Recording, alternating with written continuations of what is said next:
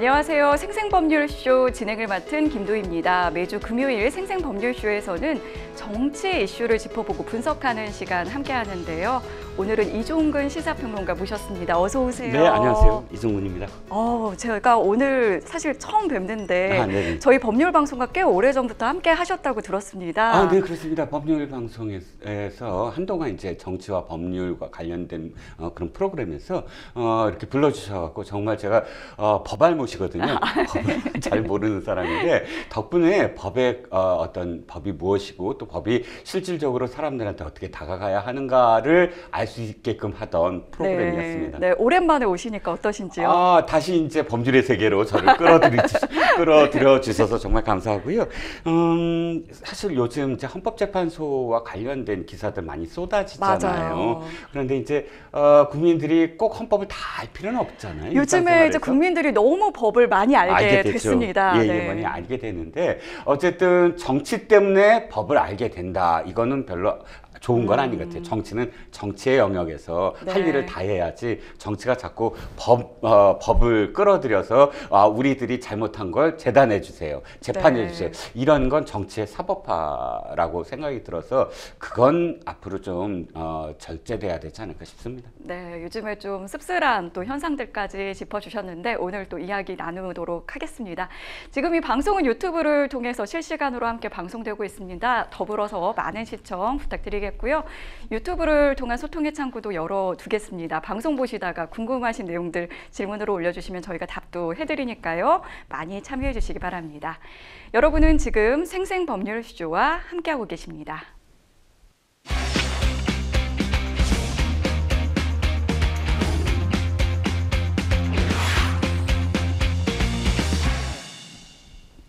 첫 코너는 생생코멘트입니다. 생생코멘트는 각 분야에서 화제가 되고 있는 인물들과 이슈를 주제로 그 말을 하게 된 배경과 의미를 다양하게 풀어내는 코너인데요. 정치권에서 어떤 인상적인 코멘트가 나왔는지 분석해 보도록 하겠습니다. 자, 첫 번째 생생코멘트 누구의 어떤 말인지 함께 보시죠. 드럼통 들어갈지언정 굴복 않겠다. 네, 이 말이 굉장한 논란을 일으켰죠. 무시무시한 내용인데요. 누구한테 굴복을 안 하겠다는 걸까요? 네, 국민의힘 대선 후보 중 한 분입니다. 바로 나경원 의원이 한 발언인데요. 지난 15일 자신의 SNS에 절대 굴복하지 않겠다 이런 메시지와 함께 드럼통에 들어간 자신의 그런 사진을 올리셨는데 이게 참 누구를 저격하기 위한 것인가 사람들이 사실 굉장히 궁금했는데 직접 밝히셨어요. 네, 그렇죠. 드럼통 그러면 뭐가 떠오르실지요? 일단 뭐 공사 현장이 떠오르실 네, 저는 테고. 사실 드럼통이 그냥 공사 현장. 그렇죠. 네. 옛날에 저는 곳간에 드럼통이 있었습니다. 그때 쌀을 그때 뒀었어요. 저희 어렸을 때. 쌀을 드럼통에다가요? 드럼통에. 그런데 요즘 드럼통 그러면 굉장히 안 좋은 이미지로 쓰인다고 합니다. 네, 요즘에 영화에서 이제 그 범죄 세계에서 예를 들어서 배반자를 뭐 처단한다든지 할 때 그 드럼통에 굉장히 살벌한 그렇죠. 장면에서 나오죠. 언급하기 싫은 어떤 장면들이 있지 않습니까? 그런 장면을 지금 연출한 겁니다. 그러니까 이렇게 내가 어떤 협박을 받더라도 내가 굴복하지 않겠다. 이런 그런 내용으로 지금 이렇게 그 이미지를 만들어서 배포를 했는데 결국은 선거잖아요. 선거는 두 가지 중에 한 가지입니다. 나를 뽑아달라라고 이제 설득하는 것이 있는 반면에 상대를 뽑지 말아달라라고 설득하는 것. 이 두 가지입니다. 하나는 포지티브고 하나는 네거티브겠죠. 이 장면, 드럼통을 차용한 장면이야말로 상대를 뽑지 말아달라. 뭐 때문에? 바로 드럼통이 상징하는 그런 이유 때문에. 그래서 전형적인 네거티브 그 선거 방식. 이라고 할 수가 있죠. 네, 그러니까 지금은 그 나경원 후보 같은 경우에는 민주당 이재명 그 전 대표를 저격하기 위해서였다고 이렇게 밝혔거든요. 네, 그렇습니다. 이 내용인즉슨 어떤 내용이냐면 나경원 후보, 나경원 의원의 입장에서 한번 설명을 드려보면 이재명 대표가 그간 뭐 여러 가지 어떤 사건과 관련돼서 지금 재판을 받고 있지 않습니까? 그런데 그 재판을 받는 과정에서 대략 한 6사람 정도가 뭐 예를 들어서 그 극단적 선택을 했다든지 한 네. 사람들이 있습니다. 그 사람들은 대개 한 5사람 정도는 이재명 대표가 성남시장 시절이나 경기도지사 시절에 산하기관에서 일했던 사람들이고 또 그 사람들 그분들이 대부분 어떤 사건에 연루됐던 분들이에요. 네. 그러니까 대장동 사건이랄지 뭐 네. 이런 그러니까 일각에서는 이분들의 극단적 선택의 책임이 이재명 대표한테 있다. 이재명 대표의 어떤 사건과 깊이 연루되어 있다라고 이런 그 뭐랄까 드럼통을 차용을 해서 네. 밈이라고 하죠. 밈. 네네. 그러니까 어떤 장면을 일부러 만들어서 예를 들어서 이재명 대표와 드럼통을 함께 연상되는 어떤 그런 이 밈을 만들어서 퍼뜨렸단 말이죠. 네. 그러니까 나경원 의원의 주장은 이거예요. 바로 이렇게 의문의 죽음이라고 표현해야 되나요? 어쨌든 극단적 선택을 하신 분들이 대부분이니까 이분들의 어떤 죽음을 비추어 봤을 때 이재명 대표가 뭐 김문기 씨를 몰랐다, 뭐 극단적 선택을 하신 분을 몰랐다든지 이렇게 매몰차고 또 이런 어떤 사건들이 굉장히 어두운 어떤 그런 네. 이 의혹의 어떤 세계다. 그렇기 때문에 이재명 대표를 뽑아서는 안 된다라는 것을 암시하는 걸로 그러니까 커뮤니티에 일부 이런 밈들이 이렇게 돌아다니고 있으므로 그 밈을 자기가 몸소 빌려서 네. 그 밈을 하나 만든 거죠. 네네. 그래갖고 자신을 어필하는 방법을 즉 이재명 대표를 뽑으면 큰일 난다. 이재명 대표를 상대할 후보는 나다 하는 그런 어떤 그 연상작용으로 자신이 이용했다라는 겁니다. 네, 어쨌든 이게 굉장한 이제 그 화제성 자체는 있었거든요. 그래서 이제 또 민주당에서는 이 나 후보의 드럼통 퍼포먼스에 대해서 좀 반격을 하는 듯한 모습을 좀 보여줬는데 영연백 패러디가 또 나왔습니다. 그렇죠. 네거티브에는 네거티브로 반응하겠다라는 것이고 선거에서는 늘 그렇습니다. 점점 한쪽이 가장 아주 심한 정도의 어떤 네거티브를 하면 그것을 뭐 상대하는 것은 또 다른 어떤 이슈에 네거티브를 만드는 방법이겠지요. 그럼으로써 선거가 점점 진흙탕이 돼가는 것이거든요. 네. 뭐 도발한 쪽도 문제지만 도발만이 아니라 응대한 쪽도 역시 저는 선거판을 좀 흐리게 하는 게 아닌가라는 걱정을 합니다. 민주당 쪽 패러디는 이거예요. 네. 최근 들어서 민주당이 이제 군 관련돼서 자료들을 다 입수했는데 네. 보니까 그 계엄 선포 있지 않습니까? 12월 계엄 선포 이전에 수개월 동안 영현백 참 익숙지 않은 네, 그런 이걸 단어일 아마 거예요. 처음 들어보시는 분들도 계실 것 많으실 같거든요. 거예요. 네네. 이제 군부대에서 어떤 그 시신이 있을 때 이 시신을 제대로 예를 들어서 뭐 관에 묻기 전에 임시로 예를 들어서 전쟁이 벌어진다든지 혹은 국지적인 어떤 도발로 인해서 사상자가 있을 때 바로 그러니까 장례식을 치를 수 네. 없잖아요. 그럼 임시로 그런 어떤 그러니까 어떤 백같이 그 시신을 보관하기 위한 그런 네. 공간은 이제 영연백이라고 합니다. 네. 근데 이 영연백을 구입하는 게 갑작스럽게 늘었다는 거예요. 아, 그러니까 미리 네. 계엄을 준비한 게 아니냐. 그리고 이 계엄 사태에서 많은 어떤 사상자가 나올 것을 이미 계획한 거 아니냐. 이게 네. 이제 민주당 쪽 주장입니다. 네. 그러니까 민주당은 바로 이 드럼통이 아니라 영연백이 문제다. 이 계엄 세력들이 문제다라는 네. 것으로 이제 되받아서 이제 공포 마케팅을 사실 지금 국민의힘이 하고 있다라는 거를 국민들에게 지금 호소하는 거죠. 네. 그런데 사실 이게 양쪽 모두 사람의 어떤 생명이라든지 이런 위협을 받을 수 있는 그런 내용들로 가지고 지금 이렇게 그 뭔가 퍼포먼스를 한다는 게 좀 굉장히 좀 이 상상만으로도 저는 좀 몸서리 쳐지는 내용인 것 같거든요. 맞습니다. 지금 변호사님이 말씀하신 게 가장 중요한 포인트예요. 네거티브는 나쁜 건 아닙니다. 네거티브가 무조건 나쁜 것이 아니라 충분히 이유가 있는 어떤 네거티브라는 건 어떤 거냐 하면은 우리가 모르는 어떤 사실들이나 네. 혹은 모르는 그런 여러 가지 어떤 부정부패 등등 그런 부분들을 이건 진짜로 문제가 있다라고 의혹을 제기하는 것 이것까지 무조건 하지 말라라는 건 아닙니다. 네. 하지만 국민들이 바라봤을 때 선거라는 과정이 사실은 굉장히 민주당이 민주주의의 과정에서 중요한 어떤 그 민주주의의 네, 꽃이라고 불리는. 하지 않습니까? 네. 그런데 이 속에서 죽음을 연상시킨다든지 말씀하셨듯이 네. 아주 그냥 단순한 죽음이 아니잖아요. 네, 네. 이런 장면들은 이 장면들은 영화에서 우리가 소비하는 정도라면 모를까 실질적으로 그것을 연상시키는 작업을 자꾸 국민들한테 확산시킨다는 건 네. 선거에 대한 또는 정치에 대한 혐오감을 불러일으키거든요.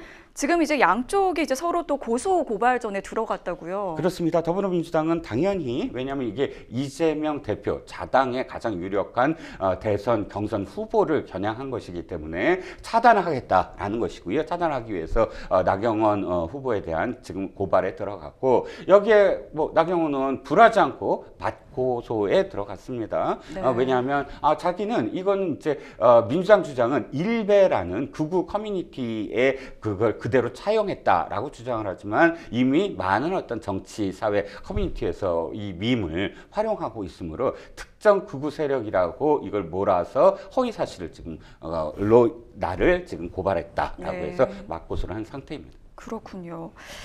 사실 이러한 이제 어쨌든 굉장히 그 충격은 준 것 같거든요. 그리고 화제성은 불러 일으킨 것 같은데 아마도 좀 뭐 지지층을 겨냥한 거라고 보시나요?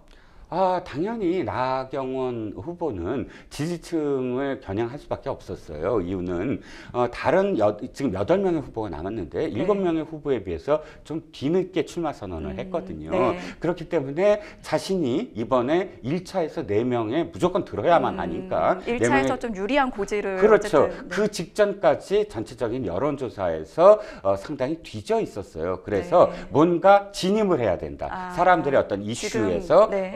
진입을 해야 된다라는 좀 그런 필요가 이렇게 좀 강렬한 어떤 밈을 사용한 게 아닌가. 그런데 안타까운 건 이거예요. 서사가 없었다라는 거예요. 서사가 그 전에 없었다. 예를 들어서 어떤 설명이라든지 또는 어떠한 이유, 근거 이렇게 기승전하고 딱 뭐 드럼통이 나와야 되는데 갑작스럽게 드럼통 딱 해서 뭐 일부 뭐 커뮤니티에서는 알 수도 있겠지만 대다수의 국민들이 저게 뭐야? 네, 저는 사실 이 드럼통이 뭐지 이렇게 그렇죠. 했던 그렇죠. 국민이었는데요. 그리고 드럼통이 뭐야 하면서 설명을 쭉 듣다 보니까 사실 그게 명쾌한 것보다는 기분이 좀 안 좋잖아요. 혐오감 맞아요. 같은 게 네. 생기잖아요. 그러니까 그런 점에 있어서는 일단 사람들에게 각인시킨 건 성공했으나 그 감정이 혐오감으로 남게 하는 건 뭔가 사실 좀 장점과 단점이 있었다. 좋은 효과가 있었겠지만 그러나 악영향도 있었다라고 생각합니다.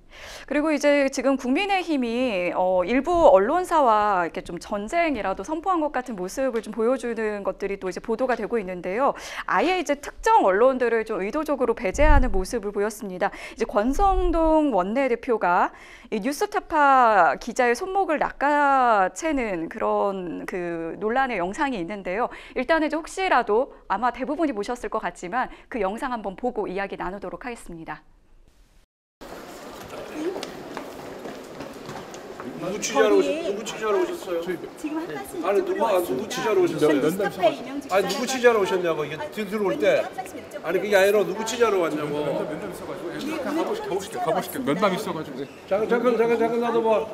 거리에 국민의힘 저기 미디어 곳곳에 붙어 있습니다. 미디어 담당관 오라 그래. 죄송하고. 자 내리시고. 이거는 국민께서 죄송한 일 같은데요.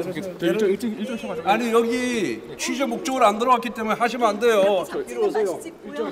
아니 이렇게 잡지는 마시고요. 아니요. 국민께 죄송하다는 국민께 죄송하다는 현수막을 붙이지 않았습니다. 나를 취재하러 왔지 않았기 때문에. 그때 저희가 하겠습니다. 질문할 수 있지 않습니까? 질문할 수 있지 않습니까? 뉴스타파하고는 네. 안 하니까 그냥 가세요. 아니 그럼 제 손목 강제적으로 이렇게 잡으신 거 사과해 주십시오. 여기 빨리 와가지고 저한테 폭력 행사하지 않으셨습니까? 군지 조치 취하라 그래. 박상훈 비서관이 갔어요. 도망 못 가게 언론의 잡아. 자유 없습니까? 언론의 자유 없습니까? 저희 헌법에 보장된 권리입니다. 뉴스타파는 언론 아니에요. 그건 의원님께서 들으시는 거고요. 지라시예요. 저 진짜.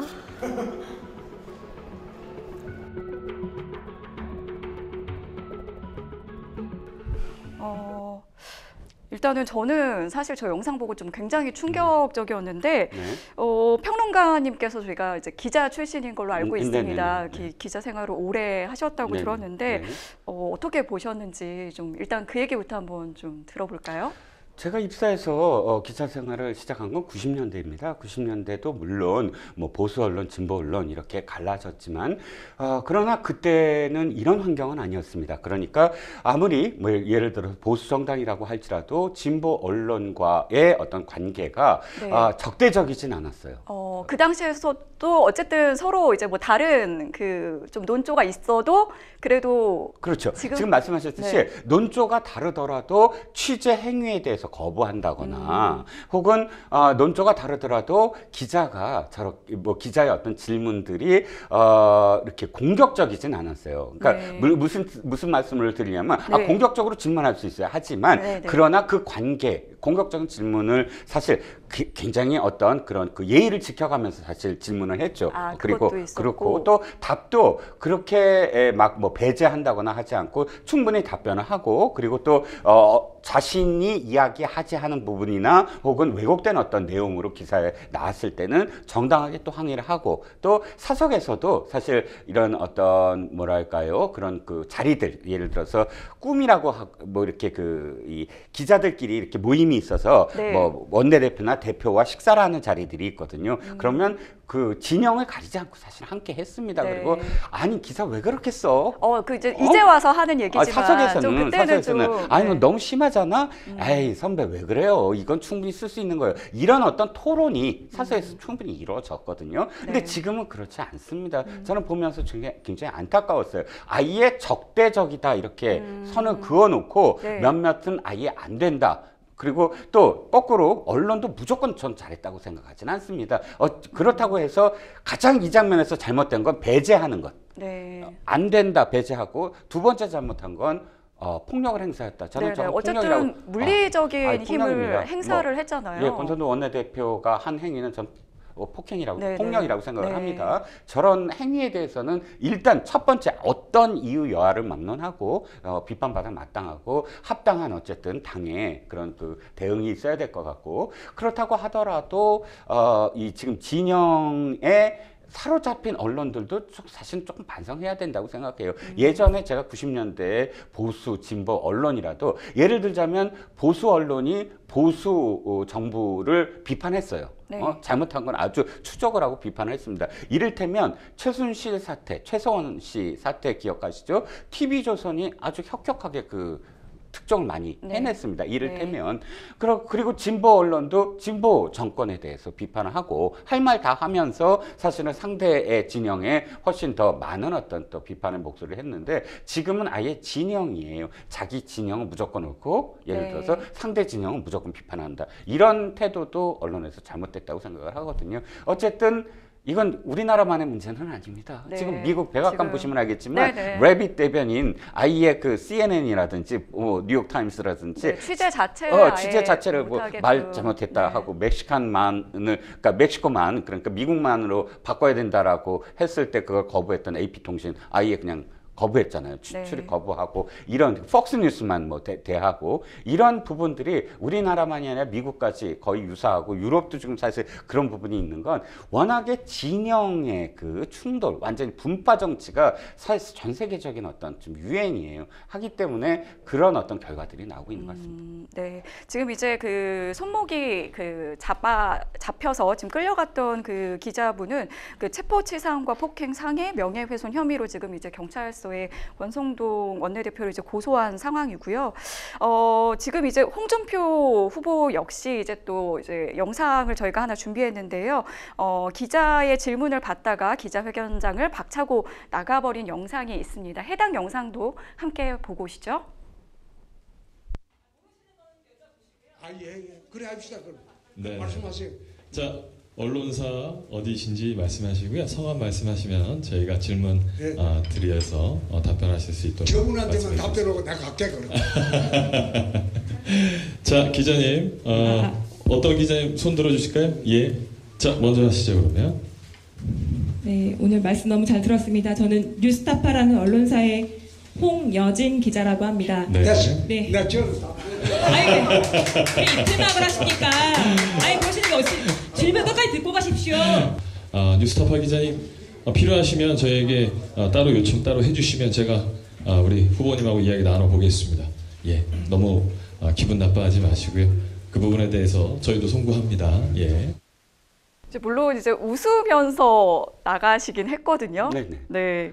그런데 이제 뭐 평소에도 그 자신의 어떤 그 의견을 좀 뭐 이렇게 가리지 않고 이렇게 그대로 표출하시는 이제 홍준표 후보이긴 한데 어떻게 보셨습니까? 홍준표 후보는 한두 번이 아닙니다, 사실. 그럼 지금까지 경기도 네. 지사, 경남도지사 시절에도 경남과 경남의 그러니까 경남 지역 언론들과 트러블이 굉장히 많았고요. 대구 시장 시절에도 대구 MBC를 취재 불허 한 적도 있고, 네.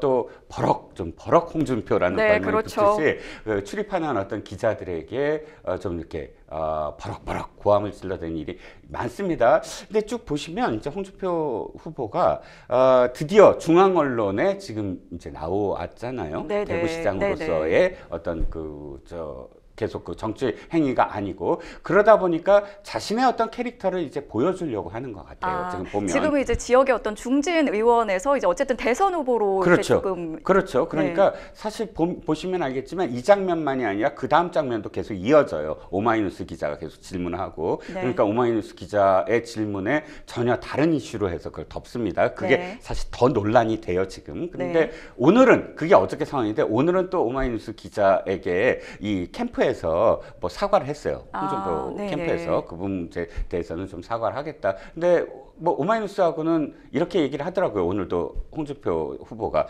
나는 언론 프렌들리다. 언론 프렌들리요? 그래서 네. 오마이뉴스하고 그렇게 적대적이지 않다. 네. 그러니까 사실 저는 홍준표 후보는 좀 아웃복싱이거든요. 치고 빠지고 하는 그런 느낌으로서 네. 자신의 어떤 캐릭터를 좀 살리려고 하는데 결과적으로는 권성동 원내대표나 홍준표 후보나 적대적 언론이라는 언론관을 지금 사람들한테 고집하고 있잖아요. 네. 그런데 일부 개별 의원들이 하는 것도 문제지만 그러나 당 지도부고 대통령 후보라고 한다면 어떠한 언론의 질문에도 답을 할 수 있는 그 답이 비록 굉장히 뭐 이렇게 공격적인 답변일지라도 답을 네. 할 수 있는 정도의 그런 여유가 있어야 사실 지도부와 또는 대통령 후보가 아닐까 싶습니다. 네, 사실은 이렇게 기자들이 이렇게 질문을 할 수 있는 권리는 국민이 이제 알 권리를 사실 대신한다는 의미가 있지 않습니까? 그렇죠. 네. 기자들은 사실 특권이라고 뭐 많이 욕을 많이 비판을 받지만 그럼에도 불구하고 기자의 권력은 딱 한 가지입니다. 질문을 할 수 있는 권리. 그러니까 어떠한 사람도 사실은 기자의 질문을 피해갈 수 없거든요. 그 어떠한 사람이라는 건 사실 권력을 갖고 있는 사람을 얘기합니다. 네. 괴롭히려고 하는 것이 아니라 권력을 갖고 있는 사람이니까 그 권력을 혹시나 이용해서 어떠한 일이 벌어진다거나 할 수 있으니까 그게 견제가 돼야 되고 또 국민의 어떤 시선으로 견제가 되려면 언론이 그 역할을 해야 되는 것이고 그렇다면 질문이라는 건 기자가 갖고 있는 딱 한 가지 권리거든요. 네. 그러면 그 권리를 아무리 적대적이라고 생각하고 그 언론사가 정말 괴롭히는 어떤 뉴스만 생산한다고 하더라도 미국 닮아갈 필요 저는 네. 없다고 생각합니다. AP통신 들어오지 마세요 하고 그게 뭐 가처분 소송 가고 네. 이건 전 바람직하지 않다고 생각합니다. 네, 좀 불편한 질문은 좀 무시하고 약간 반대 의견에 대해서 조금 적대적인 태도가 좀 우려스러웠던 영상 함께 봤습니다. 자, 이어서 두 번째 생생 코멘트 만나볼까요? 턱걸이 시합하자. 네, 턱걸이? 저는 사실 하나도 못하는데요. 네, 턱걸이를 잘하는 이분은 누굴까요? 네, 다름 아닌 김문수 국민의힘 대선 경선 후보의 말입니다. 김문수 후보는 그 전에도 사실 SNS에 이제 자신이 턱걸이하는 영상을 좀 종종 올린 걸로 알고 있는데요. 얼마나 이분이 턱걸이에 진심인지 일단 그 영상부터 보고 오겠습니다.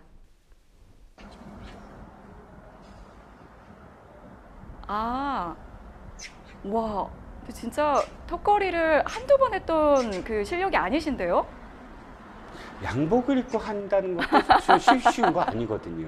아, 양복이 조금 더 불편하죠, 그럼요. 아무래도. 양복 타이트해요. 그리고 넥타이 타이트하지 또 이 허리에 지금 이렇게 이건 네. 좀 편할 수 있고요. 네네. 이런 이건 이제 것들은. 평소에 이제 하셨던 모습들인 것 모습이고. 같고요. 근데 사실 김문수 후보, 김문수라는 전 장관은 강단이 있어요. 굉장히 강단이 있습니다. 물론 이제 노동운동을 주도를 했고 선언론이라고 서울대학교에서 이제 나와서 노동계에 투여를 해서 노동운동을 사실 수십 년 하고 노동운동의 신화예요.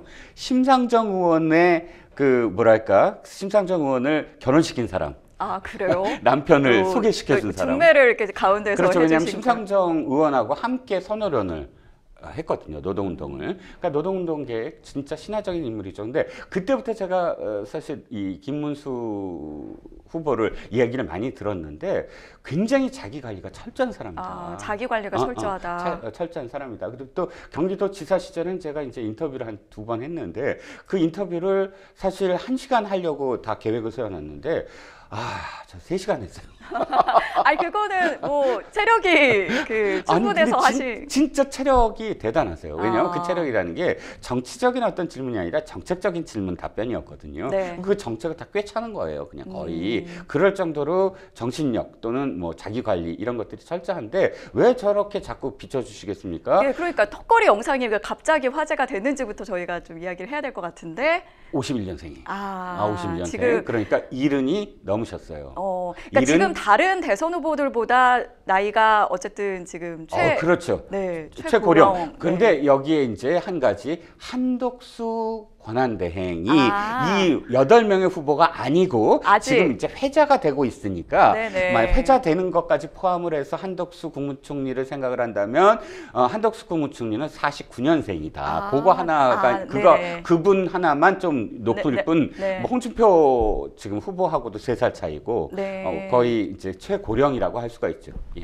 이준석 대표하고는 거의 지금 30년 넘게 지금 차이가 나는 거죠. 언론에서 어쨌든 최고령과 뭐 이제 최소 이제 이렇게 해가지고 비교를 하는 거, 최연소를 또 이렇게 비교를 하는 것 같은데, 그 이제 뭔가 이제 자신의 건재함을 좀 과시하는 영상인 것 같은데요. 근데 또 턱걸이 시합을 하자 그랬잖아요. 그 누구랑 하자고 좀 받아들여야 할까요?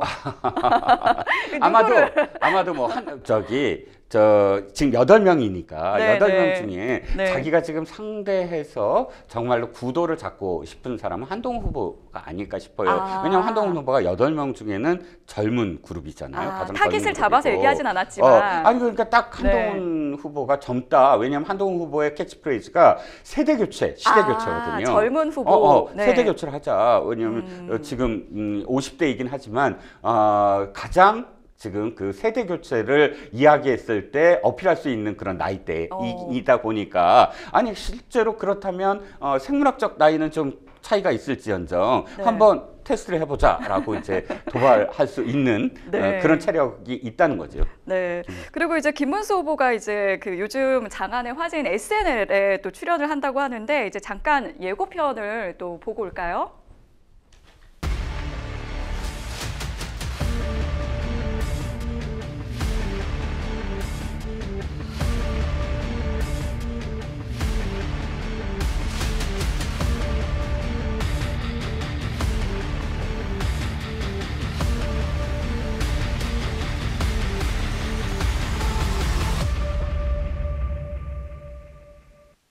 공주다, 수첩공주다 얘기가 많았거든요. 뻑하면 이제 방송 언어는 아닙니다. 뭐 자주 그 수첩을 어떤 상황에서 수첩을 들여다본다 해갖고 야당에서 수첩이 없으면 정치가 못한다 이렇게 수첩공주 얘기가 나오니까 어떻게 하는지 아세요? 자기 블로그 제목을 수첩공주로 만들었어요. 그러니까, 오히려 그걸 가지고 내가 이제 그 활용을 한다. 그렇죠. 그러니까 지금 연령대가 제일 높은 거 아니냐 했을 때 턱걸이나 혹은 이제 아령이나 지금 이런 보니까 모습으로 무슨 생수병 묶음 저 굉장히 무겁거든요. 저는 저렇게 못 들어 올릴 것 같은데 어쨌든 저를 들어 올리는 모습들을 보여주셨어요. 승화시키는 거고 SNL은 이럴 것 같아요. 김문수 후보는 사실 자타가 공인하는 노잼입니다. 이게 뭐 제가 폄하하는 게 아니라 재미가 없다. 스스로 그걸 느끼세요. 저 인터뷰할 때도 네. 좀 유머 좀 섞어서 하세요라고 제가 호소를 해요. 재미가 하나도 없어요. 그냥 진지하기만 하거든요. 그러니까 내 단점은 유일하게 재미가 없는 거다 이렇게 얘기하시는 분이에요. 네. 그러다 보니까 아마 이번 측근들이 그 이미지를 벗어나보자. 오히려 그걸로 한번 좀 사람들에게 좀 재미를 줘보자. SNL 출연해서 네. 좀 웃겨보자. 네네. 이런 전략을 지금 구사하는 게 아닐까 싶습니다. 네. 어떻게 좀 성공적이라고 보시나요? 아직까지는 SNL을 제가 제대로 나중에 봐야 봐야지 좀 평가를 네. 할 수 있을 것 같다. 내일 네. 한다고 하니까 네. 그때 한번 보고 또 나중에 또 이야기 나눠보겠습니다. 자, 이제 세 번째 생생 코멘트로 넘어가 볼까요? 윤건희는 몽상과 주술 속에서 살고 있다. 네, 윤건희. 네, 윤석열 전 대통령과 김건희 전 영부인을 이렇게 뜻한다고 하는데요. 이렇게 표현하는 정치인은 바로 박지원 민주당 의원입니다. 이 박지원 의원이 윤석열, 김건희가 몽상과 주술 속에서 살고 있다 이렇게 표현을 했는데 이건 뭐 어떤 맥락에서 이런 표현을 했을까요? 일단 박지원 의원이 이 얘기를 한 건 하야와 관련된 얘기를 지금 들려주고 계십니다. 그러니까 하야 얘기가 있었다. 그렇죠. 네. 하야 얘기가 있었다. 그러니까 계엄 이후에 아직 탄핵 소추가 발의되기 전입니다. 네. 탄핵 소추가 발의되면 하야를 하고 싶어도 못해요. 파면에 관련돼서 어쨌든 직무정지가 된 이후부터는 사퇴를 못합니다. 네. 그러니까 대통령은 하야죠. 그러니까 그 전에 하야하는 게 어떠냐라고 윤 대통령이 검토를 했다고 합니다. 그래서 비서실에서 이건 박지원 의원 피셜이에요. 네네. 박지원 의원이 주장하는 바에 주장하는 따르면 바입니다. 네. 그런데 뭐 비서실에서 초안까지 작성을 했다. 그런데 그것을 그러니까 김건희 여사가 안 된다. 어떤 경우에도 헌법재판소에 가면 기각이 될 수가 있다. 그때 당시에는 이제 기각이 될 거라는. 기각이 될 거다. 그러므로 하야하지 마라. 그런데 이게 초기 단계니까 기각이 되지 않는다는 것이 어떤 근거가 있는 게 아니잖아요. 네. 그러니까 근거라는 건 예를 들어서 심리가 어느 정도 과정을 이렇게 지켜보면서 보니까 이러이러한 과정, 절차적인 과정을 보았더니 기각될 것 같더라. 라고 한다면 진행된 시기도 아니고 극초기. 그렇죠. 그렇게 한다면 어떤 근거에 논리적인 어떤 근거가 있는 건데 이건 아주 초기였어요. 네. 그러니까 그 계엄 직후에. 그러니까 헌법재판소 그냥 가면 뭐 기각된다라는 것이 지금 박지원 의원의 그 피셜은 주술이다. 역시. 그 역술가라든지. 이런 주술에 의해서 하야라든지 이런 것들이 다 김건희 여사가 그 주술로 다 컨트롤한다라는 그런 지금 그 이야기를 한 것이고 윤건희라는 조어에서 알 수 있듯이 윤 대통령이 판단하고 결론을 내리는 것이 아니라 건희가 뒤에 있잖아요. 네. 윤은 앞에 있지만 네. 비록 대통령이라고 윤이 앞에 붙어 있지만 결론은 건희 여사가 낸다라는 의미로 윤건희라는 조어를 지금 만들었어요. 그래서 박지원 의원은 계속 그걸 주장을 하고 있습니다. 그렇군요. 예. 지금 이제 윤석열 전 대통령에 대한 형사 재판이 진행 중에 있는데요. 법원이 이번에는 이제 윤 전 대통령에 대한 법정 내 촬영을 허용하기로 했습니다. 이게 사실 그 앞서 진행됐던 그 첫 공파 때는 이 재판부가 촬영 신청을 불허를 했거든요. 네. 그래서 이제 특혜 논란이 있었고 이번에는 좀 그걸 의식해서 좀 입장을 바꿨다고 봐야 할까요? 일단 특혜 시비가 붙는 건 지금 우리나라가 탄핵이 벌써 3번째입니다. 그리고 네. 탄핵만이 아니라 전직 대통령 이명박 전 대통령이 그때 재판을 받는다거나 또는 탄핵이 아니었어도 예를 들어 노태우, 전두환 두 대통령이 재판을 받는 과정 이런 과정이 공개가 됐었다는 거예요. 네. 물론 뭐 전두환, 노태우 두 전직 대통령 생중계라든지 뭐 방송에 뭐 중계가 된 건 아닙니다만 그러다 보니까 왜 특별히 윤석열 대통령 전 대통령만 네. 취재를 불허하느냐 그러니까 방송 공개를 불허하느냐라는 이야기가 나왔고 재판부에서는 이런 입장인 것 같아요. 사실 이건 그 예전에는 피고인의 인권이 가장 중요하고 그래서 피고 쪽에서 받아들이지 않으면 방송을 하지 못했어요. 네. 그런데 박근혜 전 대통령의 탄핵 이후에 법이 바뀌었습니다. 그러나 국민의 알 권리와 그다음에 사회적으로 굉장히 중대한 그런 재판이었을 때 피고가 동의하지 않더라도 재판장의 판단 의해서 그 방송을 허가한다라고. 어쨌든 재판장이 재량을 갖고 있는 부분이니까 소송지휘권은 네. 포함해서 그런 그 재량이 있다라는 것이고, 근데 재판부는 당시에 이 지금 이 공개해달라라는 그런 신청이 너무 늦게 들어왔다. 뒤늦게 들어왔다. 그러다 보니까 일단 피고한테 동의를 구하긴 해요. 아예 그러니까 동의를 네네. 구하더라도 동의하지 않더라도 내가 공개하는 건 재판장이 알아서 해야 되지만, 그러나 동의 여부는 한번 이런 상황이다라고 통지는 해줘야 되거든요. 거기에 대한 의견은 들어야 돼요. 근데 의견을 들을 수가 없었다는 거예요. 너무 늦게 지금 신청이 와서. 그랬을 뿐이지 어떤 특혜를 준 건 아니니까 다시 한번 내라라고 얘기했고, 그래서 아마 방송 영상 취재단이 다시 넣었고 이 법의 그러니까 그 절차에 따라서 재판장이 허락한 것으로 지금 귀결이 됐습니다. 네, 이런 가운데 이제 윤석열 전 대통령 변호인단 일부와 또 지지자들이 신당 창당을 예고했다가 보류를 했습니다. 이게 윤석열 전 대통령이 만류해서 뜻을 접었다고 하는데요. 그렇죠. 화들짝. 네네, 이거는 사실 뭐 이렇게 이제 추진을 하다가 이제 윤석열 전 대통령이 만류를 했다는. 그렇죠. 그러니까 수시간 전에 네. 그러니까 기자회견을 하려고 했어요. 누가? 배우철 변호사와 김계리 변호사. 이 두 사람은 헌법재판소에서 피청구인 대리인단, 즉 윤석열 대통령 측의 변호사였습니다.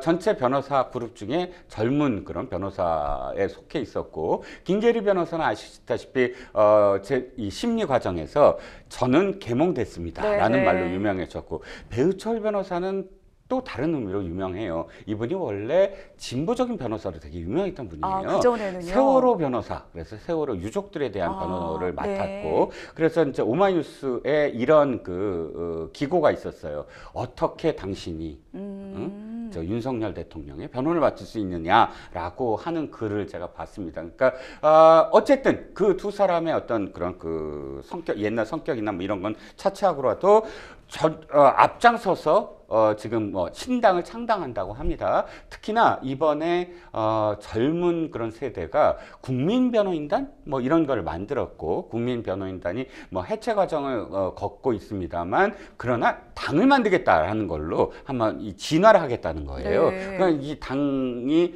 이름이 윤 어게인 윤, 윤 어게인이더라고요. 물론 가칭이긴 하겠지만, 그러니까 국민의힘에서 일단 진짜 놀란 거예요. 왜냐하면 근데 사실 지금 국민의힘 안에서도 후보가 많고, 그런데 여기에다가 이제 신당까지 지금 창당을 한다고 하면 국민의힘 입장에서는 좀 이렇게 부적절하다 이런 반응을 좀 보이는 것 같거든요. 그렇죠. 왜냐하면 이번에는 51대 49 게임이다. 우리가 정치에서는 그렇게 얘기해요. 즉 다당 여러 당의 후보들이 다 난립해서 50%를 넘지 않아도 한 40몇 %로 그냥 대통령이 되는, 예전에 8년 전에 문재인 후보가 그랬거든요. 당시에 유력한 후보들이 많았어요. 유승민 의원, 유승민 후보, 홍준표 후보, 안철수 후보. 이러다 보니까 문재인 후보가 50%를 못 넘었어요. 다 분산되다 보니까. 그 당시에.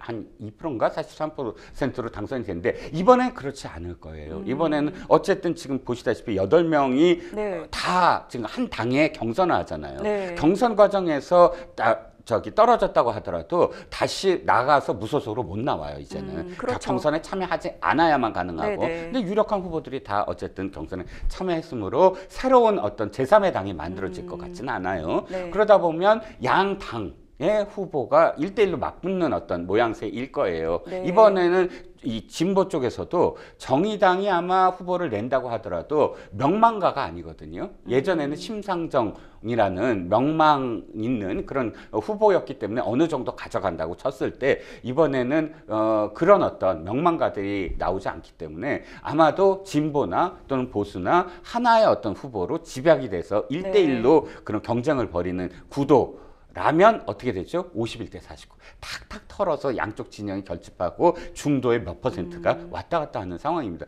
이랬을 때 윤 어게인 윤이라고 해서 윤 대통령의 지금 어떤 윤 전 대통령의 옛날 지지율을 끌어모아서 이 보수의 어떤 표를 갉아먹는다? 그럼 필패죠.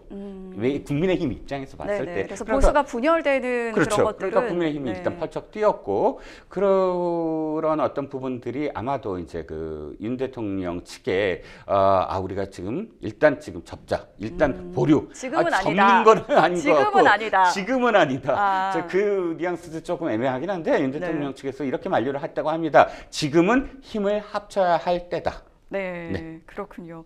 네, 대통령직에서는 이제 파면됐지만 이제 내란죄 재판 중인 지금 윤 전 대통령 소식까지 저희가 살펴봤습니다. 지금까지 생생 코멘트 만나봤고요. 저희 잠시 후에 뉴스픽스로 돌아오겠습니다. 여러분은 지금 생생 법률쇼와 함께하고 계십니다.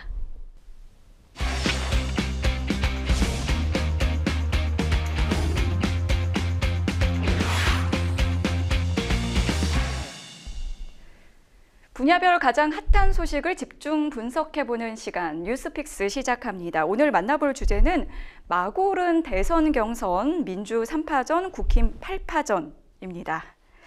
네, 일단 지금 가장 좀 뜨거울 것 같은 국민의힘부터 살펴보겠습니다. 대선 경선 후보 이제 8명이고요. 첫 그 조별 토론회 대진표가 결정이 됐습니다. 이 대진표가 결정될 때도 이 후보들의 어떤 표정을 잡는 그런 언론 보도도 영상을 봤는데요. A조에는 김문수, 안철수, 양양자, 유정복 후보, 그리고 이제 B조가 지금 이제 죽음의 조로 불리는데 나경원, 이철우, 한동훈, 홍준표 후보 B조에 들어가 있습니다. 이렇게 맞붙게 되는데 자, 국민의힘 대진표 어떻게 보셨나요? 참 공교롭게도 이렇게 됐습니다. 네. A조는 선비의 조입니다. A조는 선비의 조. 네, 이름을 붙여주셨어요. B조는 무사의 조입니다. 무사의 조. 네. 이렇게 붙이니까 굉장히 좀 정말 여기가 B조가 더 죽음의 조 같은데요. 그러죠. 아니 네. 그러니까 이거예요. 이게 지금 어떻게 됐냐면 뭐 자리 싸움 뭐 이렇게 표현했는데 네. 입장하는 순서대로 조추첨을 해버린 거예요. 들어오던 대로 이렇게. 그렇죠. 네. 들어오는 대로 자리를 이렇게 선정하다 보니까 네. 이렇게 됐습니다. 그런데 참 어떻게 이렇게 인위적으로 하려고 할 때 이렇게 안 될 거예요. 자, 앞에 A조 4명을 보면, 네. 제가 이제 정치부에서도 오래 있었지만, 정말 천천히 말하시는 분 4분이 다 모여 있어요. 말하는 빠르지 속도가 않아요. 느리다. 김문수 경기도지사, 김문수 전 장관, 말이 그렇게 빠르지 않습니다. 네. 그리고 딕션이 그렇게 좀 뛰어나지 않아요. 그래요? 조금 뭐랄까 확실하게 발음하지 않아요. 그래서 네네. 얘기가 길어져요. 좀 늘어지는 네. 느낌. 이게 제가 뭐 폄하하는 게 아니라 네네네. 워낙에 제가 인터뷰를 많이 약간 했던 만연체로 분입니다. 이야기를 좀 하신다. 맞습니다. 네. 안철수 의원 아실 거예요. 이 안철수 의원이 공격적으로 뭔가 그 토론을 하더라도 공격적이게 안 느껴지는 부분이 좀 있거든요. 네. 그리고 뭐 양향자 의원도 아시다시피 삼성 출신이고 되게 굉장히 품격 있는 어떤 그런 발언을 하시고 또 네. 유정복 시장도 제가 잘 알지만 유정복 시장도 그렇게 독하게 막말하는 정치는 아니었어요. 그래서 그러다 선비의 보니까 조로. 그렇죠. 선비의 조. 이렇게 토론을 할 때도 아마 그렇게 막 그 챙챙챙챙 소리는 안 들릴 거예요. 그런데 이쪽을 보시자고요. 네, B조. 나경원, 한동훈 이 두 분이 지난번에 챙챙챙챙 막 검투사처럼 이렇게 말에 검을 휘날리는 거 사실 기억하세요? 이 두 분은 그 과거에 이제 어쨌든 있잖아요. 당대표 선거 때, 네네. 당대표 선거 때 내가 언제 그런 전화를 했어요. 네. 전화하셨잖아요. 이 검술이 대단했죠. 네. 그리고 또 이제 아시다시피 홍준표 후보 제가 아까도 말씀드렸지만 정말 노련한 정치인이에요. 노련하고 아까 얘기하신 것처럼 치고 빠지는 치고 것. 빠지고 네, 그리고 공격할 때는 정말 날카롭게 공격을 하다가도 그 순간 분위기를 완전히 와해시켜 버리는 그런 여유 뭐 이런 것들이 아마도 볼거리를 굉장히 많이 그러니까요. 자신의 제기할 페이스로 겁니다. 딱 이렇게 끌고 오는 그런 또 그 전략을. 이철우 지사 사실 중앙 정치에서 조금 오랫동안 경북도지사를 했던 분이지만 네. 이철우 지사 입담도 만만치 않아요. 그래요. 그러다 보니까 이 네 사람의 뭐랄까 검술, 뭐 말의 검술이 네. 대단할 것 같고요. 그러니까 네. 한쪽은 좀 선비고 한쪽은 무사인데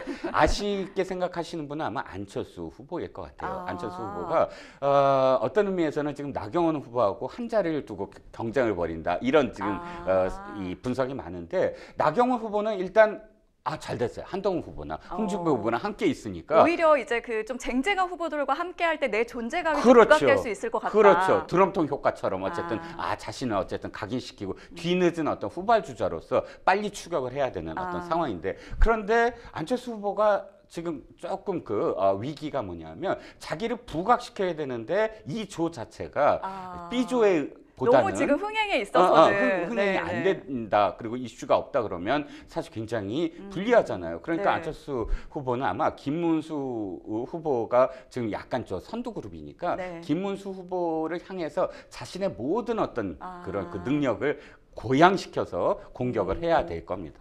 네.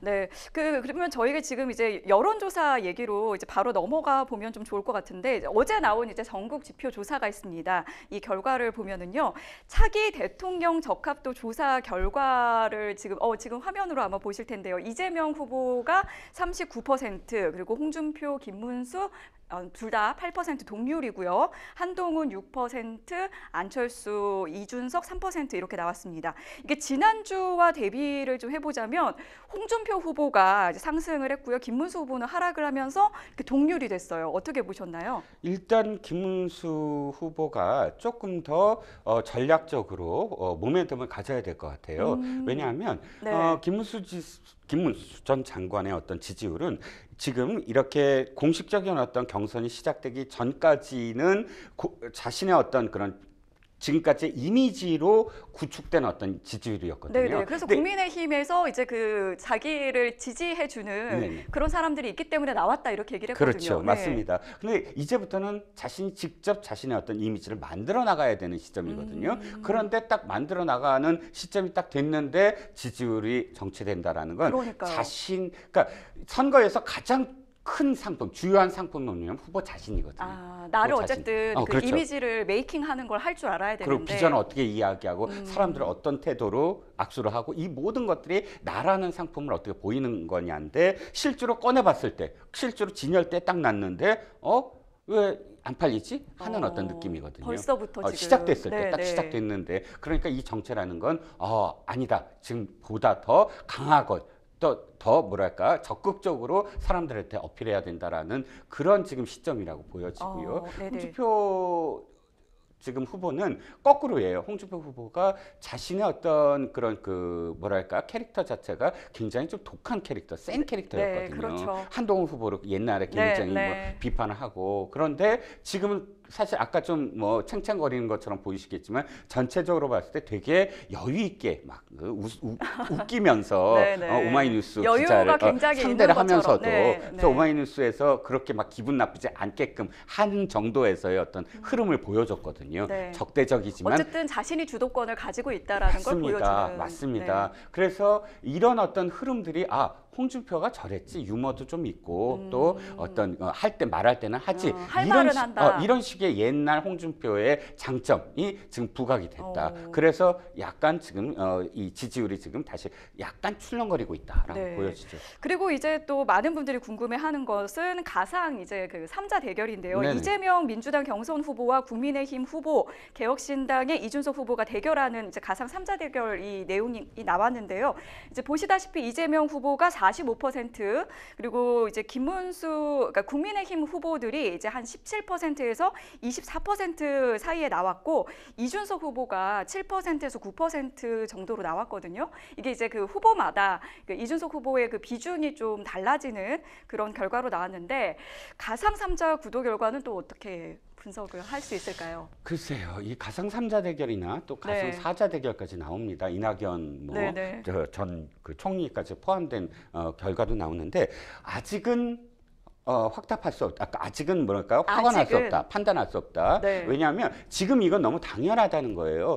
현재 그러니까 이 정당들이 있는데 그러니까 국민의힘은 어차피 국민의힘이 지금 옹립했던 대통령이 파면됐잖아요. 거기에 대한 페널티가 분명히 존재해요. 어쨌든 여당에서 옹립한 후보가 그렇죠. 파면된 데 따른 그리고 다시 선거를 하잖아요. 5천억이 넘는 그런 지금 돈 예산을 갑작스럽게 써야 되는 상황이니까 국민들은 일단 회초리 들고 국민의힘을 바라봅니다. 그런데 국민의힘이 이제 어떻게 반성을 하고 어떻게 혁신하겠다 이게 보여져야 그 다음에 이 당은 나는 찍고 싶어도 문제가 있어. 근데 이 당은 굉장히 내가 회초리를 두고 싶은데 한 번 더 지켜볼까? 이런 판단이 들어야 되는데 네. 지금 8명의 경선 과정에서 그 구도가 돼야 된다. 즉, 난 어떻게 반성하겠다. 어떻게 성찰하겠다. 어떻게 다시는 계엄을 있을 수 없는 그런 당으로 만들겠다. 이런 식의 진짜 그러니까 혁신의 어떤 그런 이 이슈를 던져야 된다. 네네. 이 시간이 얼마 안 남았는데 마지막으로 한덕수 권한대행 출마론 얘기 나오는 거 여기에 대한 그 의견만 짧게